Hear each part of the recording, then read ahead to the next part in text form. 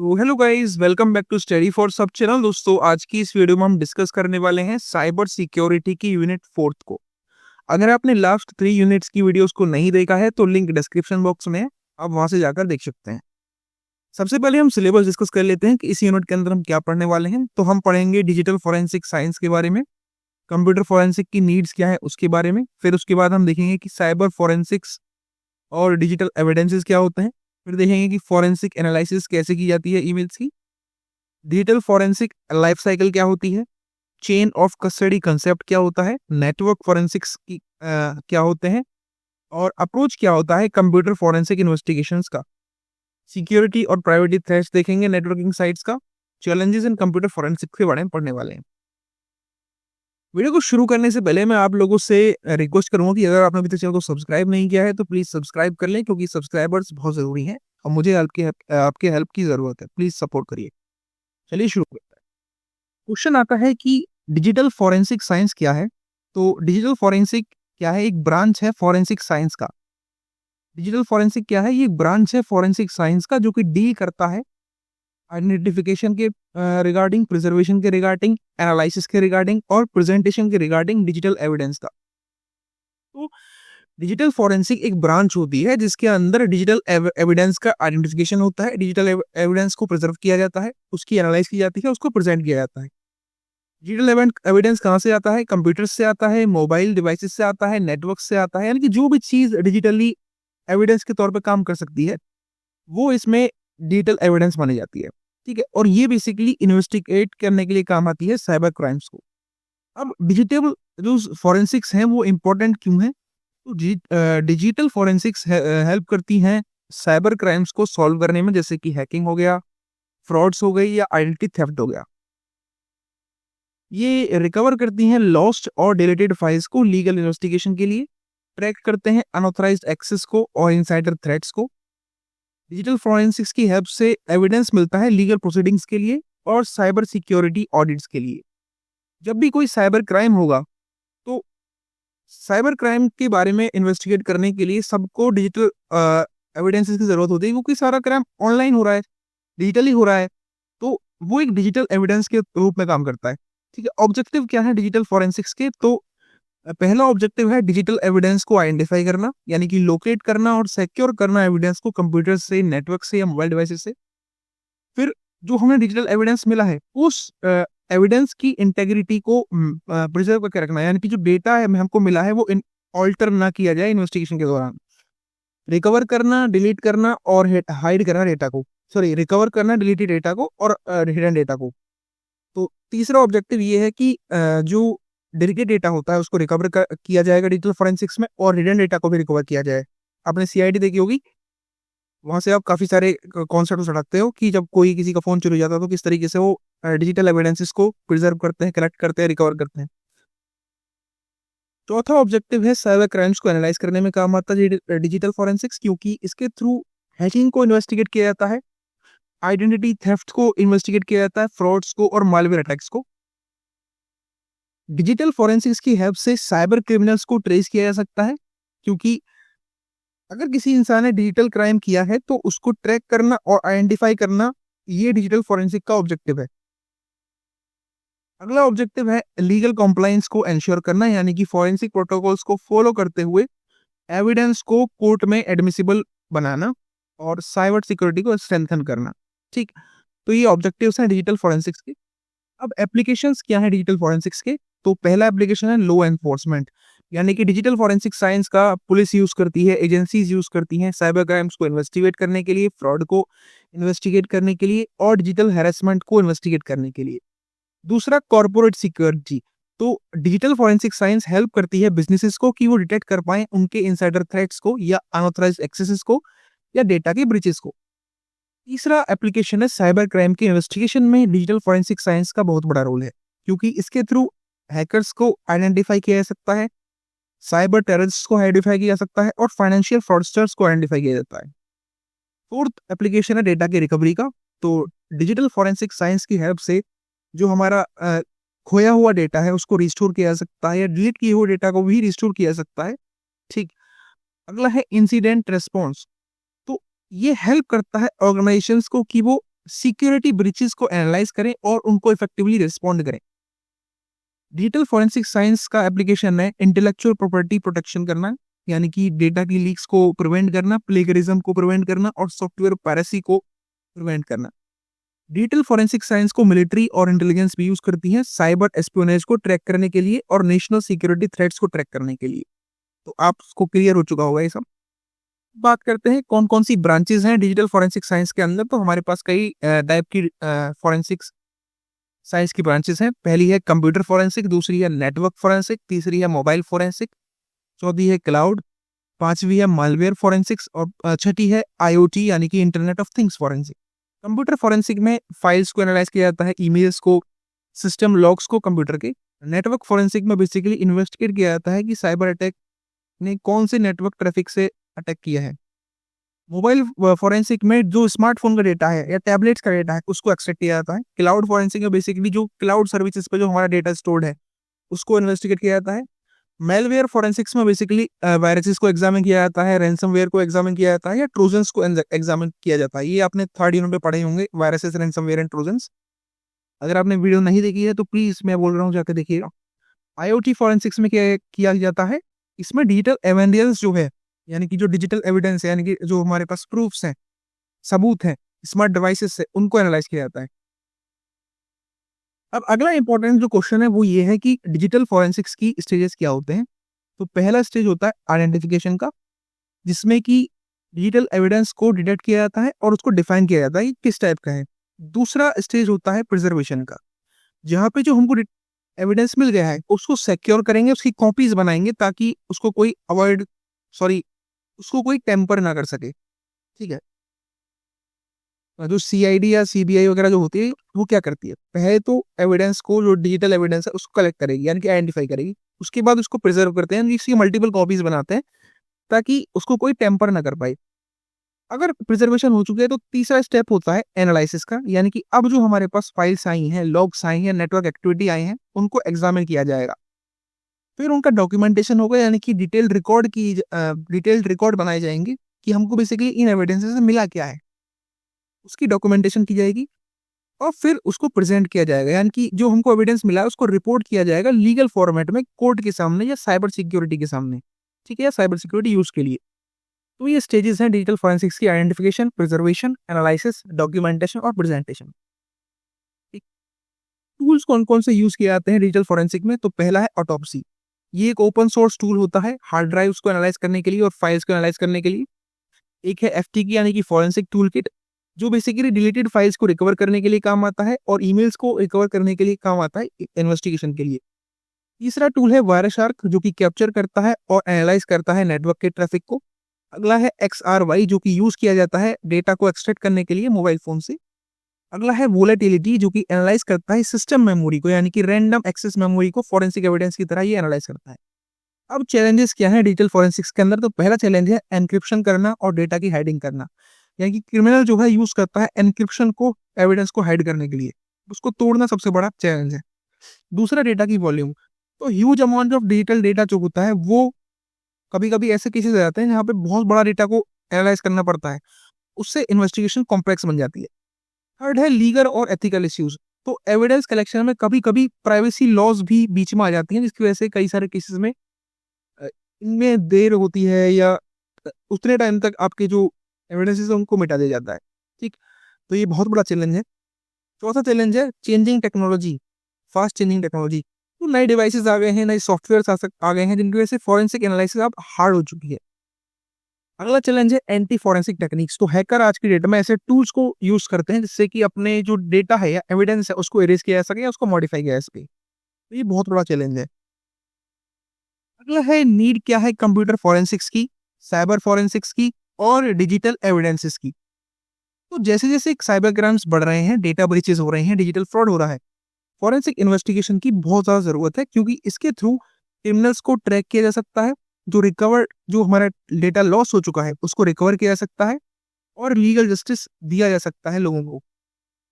तो सबसे पहले हम समझेंगे कंप्यूटर फॉरेंसिक्स की जरूरत क्या है।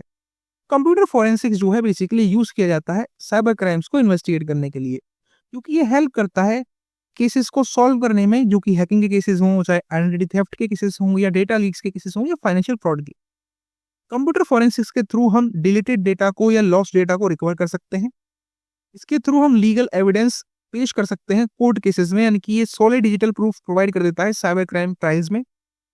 से कॉर्पोरेट की सिक्योरिटी की जा सकती है, क्योंकि ये इनसाइडर थ्रेट्स को डिटेक्ट करने के लिए काम आता है। इसकी वजह से ऑर्गेनाइजेशंस जो हैं या बड़ी-बड़ी कंपनीज जो हैं, वो प्रोटेक्टेड रहती हैं अनऑथराइज्ड एक्सेस से।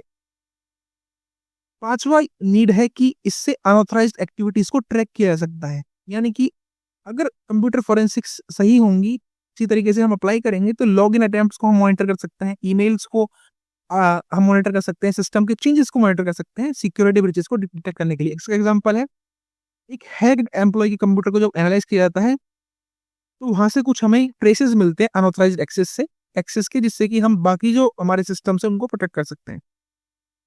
साइबर फोरेंसिक्स की जरूरत क्या है? तो साइबर फोरेंसिक्स बेसिकली काम आती है हैकर्स को ट्रैक करने के लिए और साइबर क्रिमिनल्स को ट्रैक करने के लिए, क्योंकि साइबर फोरेंसिक हेल्प करती है अटैकर्स को आइडेंटिफाई करने के लिए जो डीडोस अटैक्स के या फिशिंग स्कैम्स के या मालवेयर इन्फेक्शंस के पीछे होते हैं। साइबर फोरेंसिक्स के थ्रू ऑनलाइन ट्रांजैक्शन को सिक्योर बनाया जा सकता है, क्योंकि इसके थ्रू क्रेडिट कार्ड फ्रॉड्स को प्रिवेंट किया जा सकता है, डेटा के थेफ्ट को प्रिवेंट किया जा सकता है और अनऑथराइज्ड पेमेंट्स को प्रिवेंट किया जा सकता है। ये बेसिकली नेटवर्क सिक्योरिटी और इंसिडेंट रेस्पॉन्स के लिए भी काम आता है, क्योंकि साइबर फोरेंसिक्स से हम साइबर अटैक्स को इन्वेस्टिगेट कर सकते हैं, फायरवॉल ब्रीचेस को हम आइडेंटिफाई कर सकते हैं और डेटा लीक्स को प्रिवेंट कर सकते हैं। साइबर फोरेंसिक्स का एक और नीड है कि इसके थ्रू हम साइबर एस्पियोनेजेस को प्रिवेंट कर सकते हैं, यानी कि सेंसिटिव गवर्नमेंट का जो डेटा है, यानी कि गवर्नमेंट का जो सेंसिटिव डेटा है, उसको प्रोटेक्ट कर सकते हैं और कॉर्पोरेट डेटा को भी प्रोटेक्ट कर सकते हैं हैक्टिविस्ट से और स्पाइस से। साइबर फोरेंसिक बेसिकली काम आता है नेटवर्क अटैक्स को एनालाइज करने के लिए, क्योंकि ये डिटेक्ट कर लेता है सस्पिशियस एक्टिविटी को सर्वर्स में, ईमेल्स में और क्लाउड स्टोरेज में। इसका एग्जांपल है, जब हम इन्वेस्टिगेट करते हैं ऑनलाइन बैंकिंग फ्रॉड को, यहाँ पे साइबर क्रिमिनल ने ट्रांसफर कर दी होते हैं फंड्स को कुछ स्टोलन क्रेडेंशियल्स की हेल्प से, तो ये साइबर फोरेंसिक्स का केस आता है। और डिजिटल एविडेंस की जरूरत क्या होती है? तो डिजिटल एविडेंस बेसिकली काम आता है साइबर क्राइम्स को कोर्ट में प्रूव करने के लिए। डिजिटल एविडेंस जैसे कि ईमेल्स हो गए, चैट लॉग्स हो गए या आईपी एड्रेसेस हो गए, ये स्ट्रॉन्ग प्रूफ की तरह माने जाते हैं और इनके थ्रू न्याय मिल सकता है कोर्ट में, जिसके साथ भी ऐसा साइबर क्राइम होता है। दूसरा, डिजिटल एविडेंस के थ्रू साइबर क्रिमिनल्स को ट्रेस किया जा सकता है, क्योंकि ये हेल्प करते हैं कि जो ट्रैकर है उसका आईपी एड्रेस क्या है, उसके थ्रू हम ट्रैक कर सकते हैं हैकर को, मेटाडेटा की एनालिसिस कर सकते हैं और फॉरेंसिक टूल्स की एनालिसिस कर सकते हैं। तीसरा है, डिजिटल एविडेंस की जो जरूरत इतनी ज्यादा हो चुकी है कि अगर अब डेटा लॉस्ट हो गया है या डेटा एनक्रिप्टेड है, तो उसको रिकवर किया जा सकता है। डिजिटल एविडेंस के थ्रू हम ऑथेंटिसिटी जो है डॉक्यूमेंट्स की, यानी कि जो असलीपन है डॉक्यूमेंट्स का, उसको वेरीफाई कर सकते हैं। अगला नीड है कि इसके थ्रू हम साइबर सिक्योरिटी पॉलिसीज को स्ट्रेंथन कर सकते हैं। वो कैसे? ऑर्गेनाइजेशंस जो हैं, जो डिजिटल एविडेंस का यूज करती हैं, वो हेल्प करेगा उनके सिक्योरिटी प्रोटोकॉल्स को इम्प्रूव करने के लिए और फ्यूचर अटैक्स को प्रिवेंट करने के लिए। इसका एग्जांपल है, using mobile forensics to retrieve deleted messages as evidence in a cyber harassment case. ठीक है, तो मोबाइल फोरेंसिक्स क्या करते हैं, जो डिलीटेड मैसेजेस हैं उनको रिट्रीव कर लेते हैं और वो एक डिजिटल एविडेंस की तरह काम आते हैं जब किसी ने किसी के ऊपर साइबर हैरेसमेंट केस कर दिया हो। मान के चलो, आप अपने दोस्त को नहीं, आप किसी दुश्मन को आपने क्या करा भाई, ऑनलाइन आपने गालियां बक दी, आपने कुछ उसको हैरेस करना चालू कर दिया, तो उस टाइम में क्या होगा, अगर उसने रिपोर्ट दर्ज करा दी तो मोबाइल फोरेंसिक्स आएगी, आपने बेसिक डिलीट कर दी हो मैसेज, उनको रिट्रीव कर लेगी और उसको डिजिटल एविडेंस की तरह यूज करेगी आपके खिलाफ कार्रवाई करने के लिए। ठीक, आई होप इतना आप समझ गए होंगे। अगला है फोरेंसिक एनालिसिस कैसे की जाती है ईमेल्स की। ईमेल की जो फोरेंसिक है, वो एक प्रोसेस होता है जहां पे ईमेल कम्युनिकेशन को एनालाइज किया जा सकता है या किया जाता है साइबर क्राइम्स को इन्वेस्टिगेट करने के लिए, फ्रॉड को इन्वेस्टिगेट करने के लिए, आइडेंटिटी थेफ्ट को इन्वेस्टिगेट करने के लिए और अनऑथराइज्ड एक्सेस को इन्वेस्टिगेट करने के लिए। ईमेल फोरेंसिक हेल्प करती है ईमेल ओरिजिन्स को ट्रैक करने में, फेक ईमेल्स को आइडेंटिफाई करने में और जो डिलीटेड मैसेजेस हैं उनको रिट्रीव करने में, लीगल और साइबर सिक्योरिटी पर्पसेस के लिए। अब ईमेल फोरेंसिक इंपॉर्टेंट क्यों है? ईमेल फोरेंसिक की हेल्प से फिशिंग अटैक्स को डिटेक्ट किया जा सकता है, क्योंकि इससे हम फेक ईमेल्स को आइडेंटिफाई कर सकते हैं। इसके थ्रू साइबर क्राइम्स को इन्वेस्टिगेट किया जा सकता है, क्योंकि फ्रॉडलेंट ईमेल्स को ये ट्रेस कर देता है, डेटा लीक्स को ये ट्रेस करता है और इनसाइडर थ्रेट्स को ये ट्रेस करता है। तीसरा है, इसके थ्रू हम डिलीटेड ईमेल्स जो हैं उनको भी रिकवर कर सकते हैं, क्योंकि ईमेल फोरेंसिक्स में हम रिस्टोर कर सकते हैं डिजिटल मैसेजेस को जो डिलीटेड हो चुके हैं as a legal evidence evidence sorry. Fourth है, हम ईमेल की ऑथेंटिसिटी जो है असलीपन जो है उसको भी वेरीफाई कर सकते हैं, क्योंकि ईमेल फोरेंसिक्स के थ्रू स्पूफ्ड और फॉर्ज्ड ईमेल्स को भी हम डिटेक्ट कर सकते हैं जो कि स्कैम में यूज किए गए थे। ईमेल फोरेंसिक्स की हेल्प से हैकर्स को ट्रैक किया जा सकता है, साइबर क्रिमिनल्स को ट्रैक किया जा सकता है, क्योंकि इसके थ्रू आईपी एड्रेसेस को एनालाइज किया जा सकता है, मेटाडेटा निकाला जा सकता है और ईमेल के सर्वर्स को भी ट्रेस किया जा सकता है। तो इसीलिए ईमेल फोरेंसिक्स जो है वो बहुत इंपॉर्टेंट है। बढ़ते हैं नेक्स्ट स्लाइड पे। तो ईमेल फोरेंसिक एनालिसिस जो प्रोसेस है वो कैसे कैसे होता है। तो अगर कोई साइबर क्राइम को इन्वेस्टिगेट किया जाता है जिसके अंदर ईमेल है, तो फोरेंसिक एक्सपर्ट जो है एक स्ट्रक्चर्ड प्रोसेस को फॉलो करता है। पहला जो स्टेप है वो है कलेक्शन का, यानी कि वो सिक्योरली गैदर करेगा ईमेल्स को ईमेल सर्वर से, यूजर के इनबॉक्सेस से और उसके बैकअप से, बिना डेटा को ऑल्टर किए हुए। वो एक्सट्रैक्ट करेगा ईमेल के हेडर्स को, ईमेल में जो अटैचमेंट्स आए हैं उनको और मेटा डेटा को। उसके बाद जब वो उसने कलेक्ट कर लिया तो उनको प्रिजर्व करेगा, यानी कि जो कलेक्टेड ईमेल्स हैं उनको एक टेम्पर प्रूफ एनवायरनमेंट में स्टोर करेगा ताकि उसकी इंटेग्रिटी बनी रहे। वो फॉरेंसिक टूल्स का यूज करेगा रीड ओनली कॉपीज को क्रिएट करने के लिए, एनालिसिस के लिए। रीड ओनली कॉपीज मतलब जिनके सिर्फ उनको पढ़ा जा सकता है, उनको चेंज नहीं किया जा सकता, ऑल्टर नहीं किया जा सकता। ठीक। थर्ड स्टेप है एग्जामिनेशन का। जब कलेक्ट भी कर लिया, प्रिजर्व भी कर लिया, अब उन जो ईमेल्स हैं उनके हेडर्स को इंस्पेक्ट किया जाएगा, सेंडर के डिटेल्स को इंस्पेक्ट किया जाएगा, अटैचमेंट्स जो आए हैं वहां से उनको देखा जाएगा, लिंक्स को भी देखा जाएगा। ठीक है। और कुछ भी अगर अनयूजुअल मिलता है उसको देखा जाएगा, एग्जामिन किया जाएगा, जैसे कि आईपी एड्रेसेस या फेक डोमेन या कंटेंट मैनिपुलेशन। उसके बाद एनालिसिस की जाएगी। जब ईमेल की ओरिजिन को ट्रैक कर लिया गया, मैसेज ओवरफ्लो भी या मैसेज के फ्लो को ट्रैक किया जाएगा, हिडन मॉडिफिकेशन को भी ट्रैक कर सकते हैं। इसके लिए टूल्स यूज किया जाता है जैसे कि वायरशार्क, ईमेल ट्रेसर या एक्सप्रेसो। बेसिकली ये टूल्स जो है एनालाइज करते हैं अटैचमेंट्स को, एम्बेडेड स्क्रिप्ट्स को और नेटवर्क लॉग्स को। अब जब हमने सब कुछ एग्जामिन भी कर लिया, एनालिसिस भी कर लिया, तो अब हमने डॉक्यूमेंट भी, इसके बाद डॉक्यूमेंटेशन एक प्रोसेस होता है जहाँ पर सब कुछ डॉक्यूमेंट किया जाता है। उसके बाद उस डॉक्यूमेंट को प्रेजेंट किया जाता है, यानी कि डॉक्यूमेंट जो हमने फाइंड किए हैं उनको क्लियर और लीगली एडमिसिबल रिपोर्ट बना के स्क्रीनशॉट्स के साथ, लॉग के साथ और फॉरेंसिक एविडेंस के साथ कोर्ट में या लीगल प्रोसीडिंग्स में उसको एक एविडेंस की तरह दिखाया जाता है साइबर सिक्योरिटी इन्वेस्टिगेशंस के लिए। आई होप इतना आपको समझ गया होगा कैसे ईमेल फ्रॉड को हम प्रिवेंट कर सकते हैं या रोक सकते हैं। तो हमेशा वेरीफाई करें ईमेल हेडर्स को, खुद से चेक करें कि जो सेंडर है वो सही है गलत है। ठीक है। यूज करें SPF, DKIM और DMARC को, यानी कि ये कुछ ईमेल ऑथेंटिकेशन प्रोटोकॉल्स होते हैं जो कि प्रिवेंट कर सकते हैं स्पूफिंग को, इनका यूज करें। कभी भी सस्पिशियस लिंक पे क्लिक ना करें।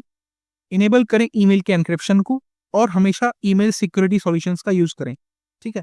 यानी कि फिल्टर करें फिशिंग ईमेल्स को और ब्लॉक करें मलिशियस अटैचमेंट्स को। अब चैलेंजेस क्या हैं फॉरेंसिक एनालिसिस में ईमेल्स के। तो ईमेल फॉरेंसिक जो है वो एक क्रूशियल रोल प्ले करते हैं साइबर क्राइम इन्वेस्टिगेशन में, लेकिन एक्सपर्ट्स भी कुछ बहुत सारे चैलेंजेस फेस करते हैं जब जिसकी वजह से ये जो पूरा प्रोसेस है वो कॉम्प्लेक्स बन जाता है। पहला है ईमेल स्पूफिंग और फॉर्जरी। तो अटैकर्स कभी कभी मैनिपुलेट कर देते हैं ईमेल के एड्रेस को, सेंडर की डिटेल्स को और डोमेन्स को, जिससे कि उसकी ऑथेंटिसिटी को वेरीफाई करना हार्ड हो जाता है किसी भी फॉरेंसिक एनालिस्ट के लिए। दूसरा चैलेंज है एन्क्रिप्शन और एनकोडिंग का। तो ईमेल्स जो हैं आज की डेट में एंड टू एंड एन्क्रिप्शन का यूज करने लगे हैं और इनको एनकोड किया जाने लगा है बेस 64 में, HTML या जावास्क्रिप्ट में, जहां उनके अंदर मलिशियस कंटेंट को हाइड किया सकता है, उसको ट्रैक करना भी थोड़ा मुश्किल होता है। तीसरा चैलेंज है डिलीट और अल्टर्ड ईमेल्स का।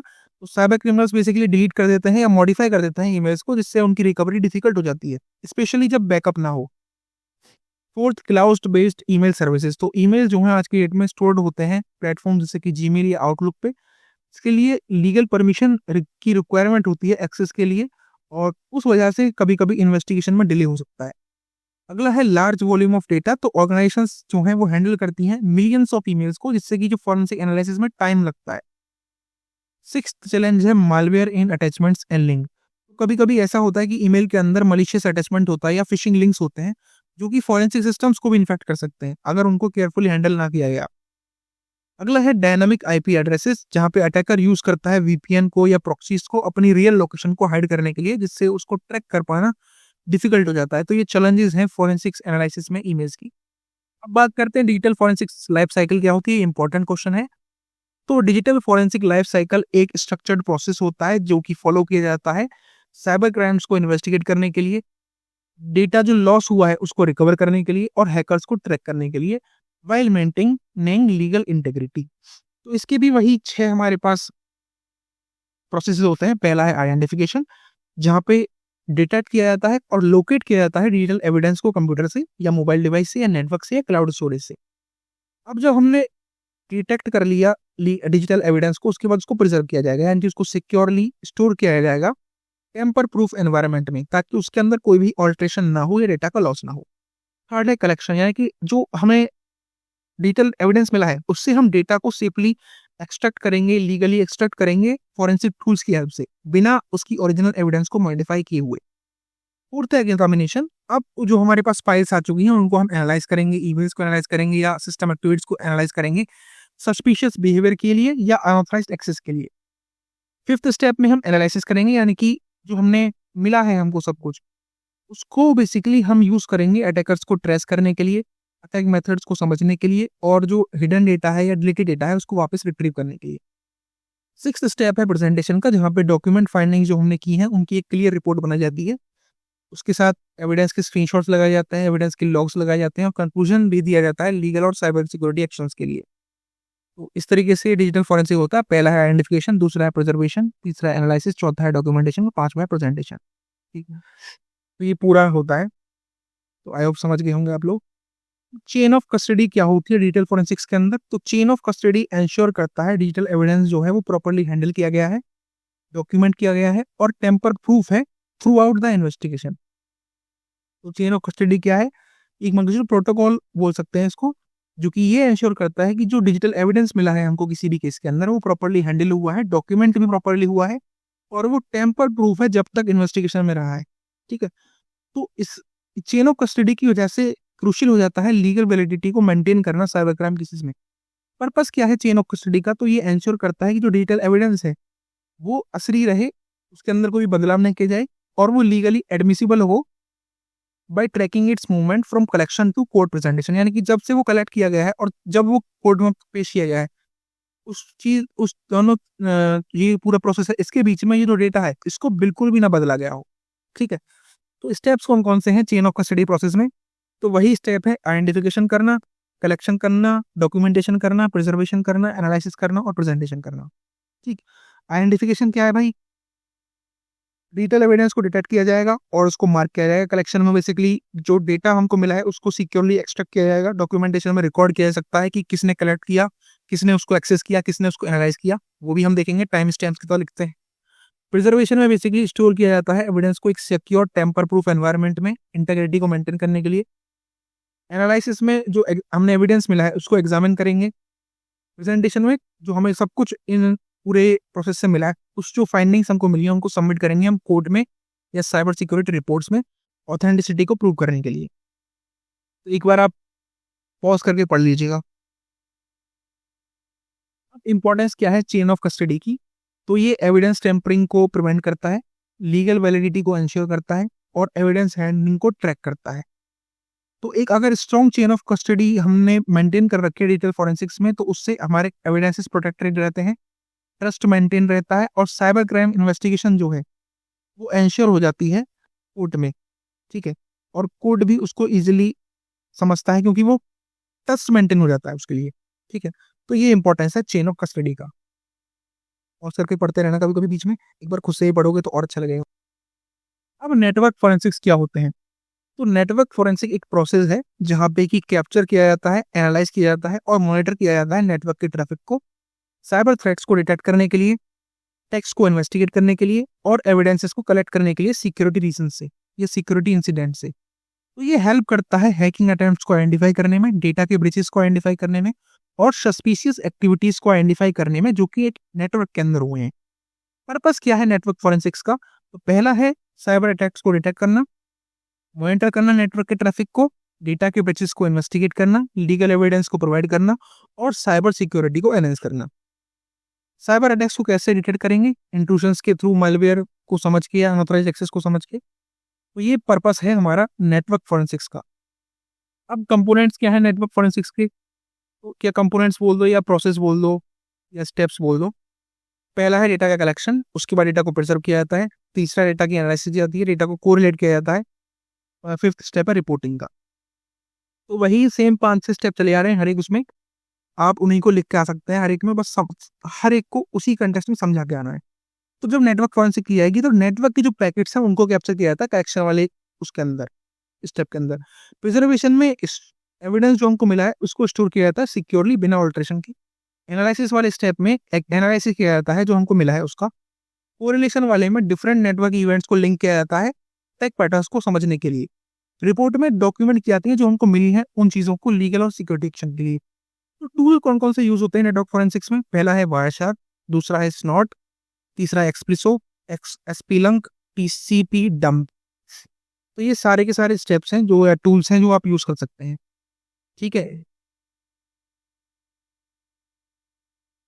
चलिए अब बात करते हैं चैलेंजेस कौन कौन से हैं नेटवर्क फॉरेंसिक्स में। तो पहला चैलेंज है डेटा जो है ट्रैफिक का, एन्क्रिप्टेड ट्रैफिक है उसको, वो सबसे बड़ा चैलेंज है।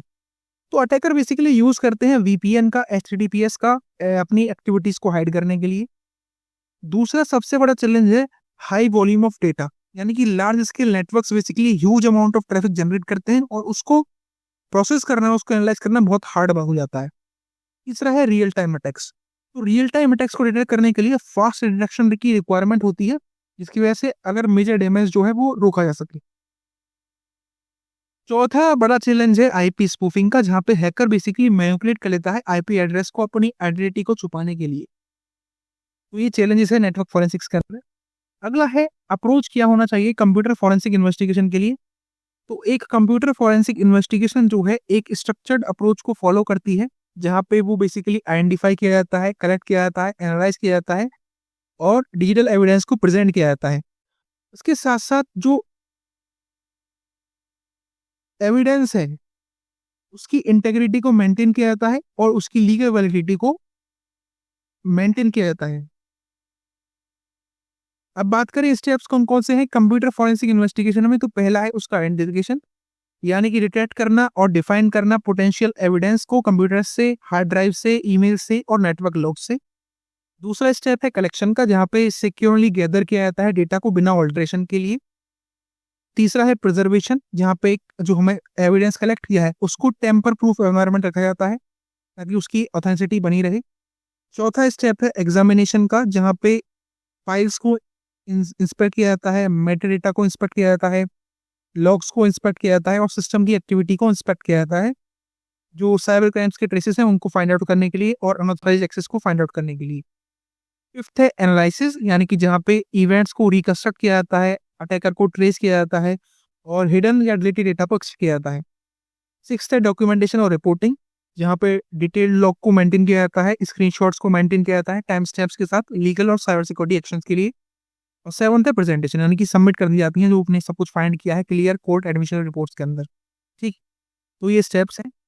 अब बेस्ट प्रैक्टिसेस कौन कौन सी हैं सक्सेसफुल इन्वेस्टिगेशन के लिए। तो पहला है चेन ऑफ कस्टडी को फॉलो करना आना चाहिए, फॉरेंसिक टूल्स का यूज करें और डेटा को ऑल्टर ना करें और लीगल कंप्लायंस को मेंटेन करके रखें, यानी कि साइबर लॉस को फॉलो करें, फॉरेंसिक प्रोटोकॉल्स को फॉलो करें जब भी आप इन सक्सेसफुल इन्वेस्टिगेशन कर रहे हैं। बात करें फॉरेंसिक और सोशल नेटवर्किंग साइट्स की सिक्योरिटी और प्राइवेसी थ्रेट्स के बारे में। तो सोशल नेटवर्किंग साइट जैसे कि फेसबुक, इंस्टाग्राम, ट्विटर, लिंक्डइन, ये सारे के सारे vast amount of user data को स्टोर करते हैं, जिसकी वजह से ये प्राइम टारगेट्स होते हैं साइबर क्राइम्स और फॉरेंसिक इन्वेस्टिगेशंस के लिए। ये हेल्प करते हैं क्रिमिनल्स को ट्रैक करने में और इनकी वजह से सिक्योरिटी और प्राइवेसी रिस्क्स भी आते हैं। ठीक, तो सिक्योरिटी और प्राइवेसी थ्रेट्स कौन कौन सा सोशल मीडिया पे। पहला है आइडेंटिटी थेफ्ट और इम्पर्सोनेशन, अटैकर हमारे पर्सनल डिटेल्स को स्टील कर लेता है और फेक प्रोफाइल बना के फ्रॉड कमिट करता है। दूसरा है फिशिंग और सोशल इंजीनियरिंग, साइबर क्रिमिनल हमको ट्रिक करता है या यूजर्स को ट्रिक करता है कि वो अपना पासवर्ड शेयर करें या फाइनेंशियल डिटेल्स को शेयर करें फेक लिंक्स के थ्रू। थर्ड है डेटा ब्रीचेस और लीक्स, जहाँ पे हैकर टारगेट करता है सोशल मीडिया के डेटाबेसेस को सेंसिटिव यूजर इंफॉर्मेशन को चुराने के लिए। फोर्थ थ्रेट है सर्विलेंस रिस्क और ट्रैकिंग रिस्क, जहाँ पे थर्ड पार्टीज या एडवर्टाइजर्स जो है ट्रैक करते हैं यूजर की एक्टिविटी को और उसकी प्राइवेसी के साथ कॉम्प्रोमाइज करते हैं। साइबर स्टॉकिंग और हैरेसमेंट, जहाँ पे अटैकर मिसयूज कर देता है सोशल मीडिया को और हैरेस करता है विक्टिम्स को। अगला है मेलवेयर और फेक लिंक्स, जहाँ पे मलिशियस लिंक्स जो हैं उनके थ्रू मैसेजेस को स्प्रेड किया जाता है या पोस्ट को स्प्रेड किया जाता है और यूजर की डिवाइस को इन्फेक्ट किया जाता है। अगला है जियो टैगिंग और लोकेशन ट्रैकिंग, जहाँ पे रियल टाइम लोकेशन जो है उनको पोस्ट किया जाता है यूजर की फिजिकल थ्रेट्स को एक्सपोज करने के लिए। तो अगर हम रियल टाइम लोकेशन पोस्ट करते हैं सोशल मीडिया के ऊपर, तो उससे हमारी जो फिजिकल थ्रेट्स हैं वो यूजर के सामने एक्सपोज हो जाएंगी। यार कहने का मतलब ये है कि आप कहीं भी अपना जाकर के फोटो डाल रहे हैं और उसके साथ लोकेशन भी आप डाल दे रहे हैं तुरंत तुरंत, तो आपको ट्रैक करना इजी हो जाएगा अटैकर के लिए। तो ये कुछ सिक्योरिटी और प्राइवेसी थ्रेट्स हैं सोशल मीडिया के ऊपर। अब रोल क्या है फोरेंसिक्स का सोशल मीडिया इन्वेस्टिगेशन में? तो फोरेंसिक काम आती है साइबर क्रिमिनल्स को ट्रैक करने में, डिलीटेड डेटा को रिकवर करने में, फेक अकाउंट्स को आइडेंटिफाई करने में, इलीगल एक्टिविटीज को मॉनिटर करने में और लीगल एविडेंस की कलेक्शन में। अब कैसे सेफ रहा जाता है सोशल मीडिया पे? तो स्ट्रॉन्ग प्राइवेसी सेटिंग्स का यूज करें, शेयर ना करें सेंसिटिव इन्फॉर्मेशन को, यानी कि अपनी पर्सनल डिटेल्स को, फाइनेंशियल डेटा को या लाइव लोकेशंस को कभी भी पोस्ट ना करें सोशल मीडिया पे। हमेशा वेरीफाई करें लिंक्स को और मैसेजेस को, इनेबल करके रखें टू फैक्टर ऑथेंटिकेशन को हमेशा, क्योंकि वो एक एक्स्ट्रा लेयर जो है सिक्योरिटी की वो ऐड करता है। और हमेशा सस्पिशियस अकाउंट्स को रिपोर्ट करें। ठीक है। चैलेंजेस क्या है कंप्यूटर फॉरेंसिक्स में? तो मेजर चैलेंजेस जो कंप्यूटर फॉरेंसिक्स के अंदर है वो है कि एक तो ह्यूज डेटा वॉल्यूम को हैंडल कर पाना मुश्किल है, डेटा की एन्क्रिप्शन और सिक्योर डिलीशन जो है उसको ट्रैक कर पाना बहुत मुश्किल होता है, क्योंकि cyber criminals basically encryption tools का यूज करते हैं और सिक्योर कर देते हैं डिलीशन टेक्निक्स का अपनी एविडेंस को हाइड करने के लिए या डिस्ट्रॉय करने के लिए। तीसरा मेजर थ्रेट है एंटी फॉरेंसिक टेक्निक्स, तो हैकर यूज करते हैं फाइल का ऑब्फस्केशन, स्टेगनोग्राफी या मालवेयर को, ताकि उनकी डिटेक्शन ना हो सके। क्लाउड और रिमोट स्टोरेज इश्यूज, जहाँ पर डिजिटल एविडेंस जो है स्टोर किया जाता है क्लाउड्स में, जो कि फॉरेन सर्वर्स हैं, जिसके लिए लीगल परमिशन की रिक्वायरमेंट होती है एक्सेस के लिए। अगला है लीगल और jurisdictional barriers, lack of standardised procedures, advanced malware and regional exploits, chain of custody maintenance. एक बार पॉज करके आप पढ़ लीजिएगा, ये मैंने आपको ऑलरेडी बता चुका हूँ, तो बार बार नहीं बताऊंगा तो वीडियो लंबी चली जाएगी। पॉज करके एक बार खुद से पढ़ लीजिएगा। ठीक, तो ये मेजर चैलेंजेस है कंप्यूटर फॉरेंसिक्स के अंदर। आई होप आपको समझ में आ गया होगा। So best of luck guys. अगर आपको वीडियो पसंद आई है, वीडियो को लाइक करें, चैनल को सब्सक्राइब करें and best of luck for the exam. जय हिंद, जय भारत।